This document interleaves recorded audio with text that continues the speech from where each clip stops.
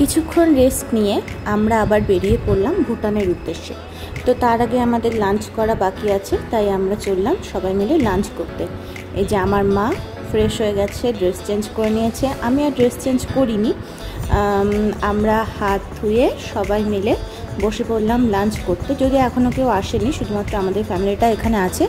এই যে আমি খাচ্ছি, যাই হোক ডাল ভাত খুবই প্রিয় জিনিস আমার একটা, তো তাই আমি আর এক্সট্রা কিছু আমার পছন্দ ছিল না। খাওয়া দাওয়া হয়ে গেছে। ওয়েদার খুবই সুন্দর লাগছে দেখতে, চারিদিকটা পুরো ছবির মতো। আমরা আমাদের গাড়িতে উঠে পড়লাম। গাড়িতে উঠে আমরা রওনা দিলাম ভুটানের উদ্দেশ্যে, বিদেশ যাব। তো যাই হোক, ভুটানে যেতে আমাদের কোনো পাসপোর্ট লাগেনি, শুধুমাত্র ভোটার আইডি কার্ড লেগেছে, প্রত্যেকের অরিজিনালটা। আমরা আস্তে আস্তে ভুটানের দিকে এগিয়ে যাচ্ছি। আর ওই যে পাহাড়, প্রথম পাহাড় দেখার যে উত্তেজনাটা, সেটার জাস্ট তুলনা হয় না। তুমি যতবারই দেখো না কেন, ওই সমতল থেকে প্রথম পাহাড়ের যে চিহ্নটা দেখা যায় না, সেটার মানে আমি কথায় বলে বোঝাতে পারবো না, এত ভালো লাগে। এই যে চা বাগান, প্রচুর চা বাগান দেখেছি আমরা, ভোরে ভোরে চা বাগান দেখেছি। এই যে একটা ছোট্ট নদী নয়, ঝোড়া বলা যায়। বর্ষায় পাহাড়ে নদীর শেষ নেই। আমরা চলে এসেছি জয়গাঁও, ছোট্ট একটা শহর, ভুটানের একদম কাছেই। তো সেখান থেকে আমরা ভুটানে ঢুকে আমরা আমাদের ট্যুরিস্ট বাস ছেড়ে দিয়েছি এবং ভুটানের গাড়িতে করে আমরা ভুটানের সাইট সিইংয়ে চললাম। শহরটার নাম ছিল ফুনসলিং বলে একটা ছোট্ট শহর, ভারতের গা ঘেঁষেই আর কি, ভারতের জয়গাঁও শহর এবং ভুটানের ফুনসলিং। তো এখানে আমাদের প্রথম যে গন্তব্য ছিল সেটা ছিল গুম্ফা মন্দির। বাই দ্য ওয়ে, ভুটানে কিন্তু এখনও রাজাদের মানে রাজ আছে বলতে পারো। প্রত্যেকটা ঘরে নাকি, প্রত্যেকটা দোকানে ঘরে রাজার ছবি থাকতে হয়। তো এই যে আমরা গুম্ফা মন্দিরে চলে এসেছি।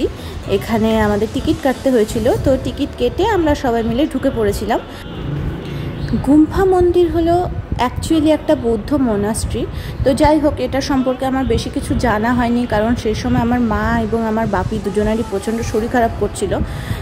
যেহেতু প্রচুর জার্নি হয়ে গেছে, রেস্টটা সেরকমভাবে হয়নি, বড়জোর 1-1.5 ঘন্টা রেস্ট হয়েছে, সেটা আমাদের ফ্রেশ হতে হতেই টাইমটা চলে গেছে। তো সেই কারণে আমার খুব একটা মন ছিল না ঘোরাতে। তো যাই হোক, তবুও তুলেছি। আমার মা শরীর খারাপ নিয়েই আমার ভিডিও করেও দিয়েছে। এই যে আমরা উঠেছি। গুম্ফা মন্দিরের একদিকে ভুটান এবং আরেক দিকে ভারত।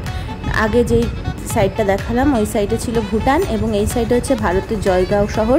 ওই যে নদীটা বয়ে যাচ্ছে ওটা হলো তোর্ষা নদী, ভুটানের প্রধান নদী, এবং আমাদের তো তিস্তা তোর্ষা, সে তো সবাই জানে।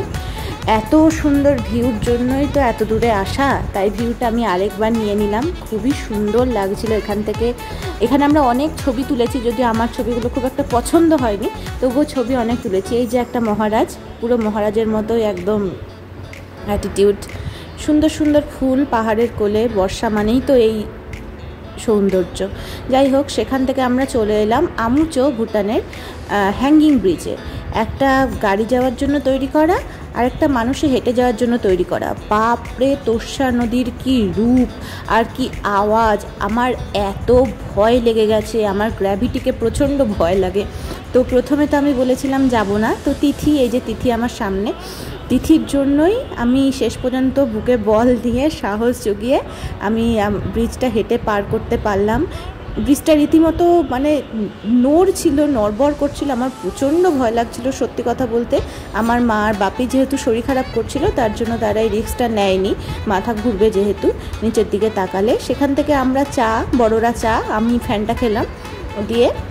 ভুটানের ট্যুর আপাতত এখানেই শেষ হলো আমাদের, কারণ সন্ধে হয়ে আসছিল। ফেরার পথে আমাদের খুব বাজে একটা এক্সপিরিয়েন্স হয়েছে। আমার বাপিকে আর কি ওখান থেকে কোনোরকমভাবে ডকুমেন্টস ভেরিফিকেশন হয়নি বা কিছু একটা কারণে আমার বাপি একটু সমস্যা হয়ে গেছিলো ওখান থেকে বেরিয়ে আসতে। তো তার জন্য মনটা খারাপ হয়ে গিয়ে আমার আর বেশি করা হয়নি ভিডিও, এই পর্যন্তই।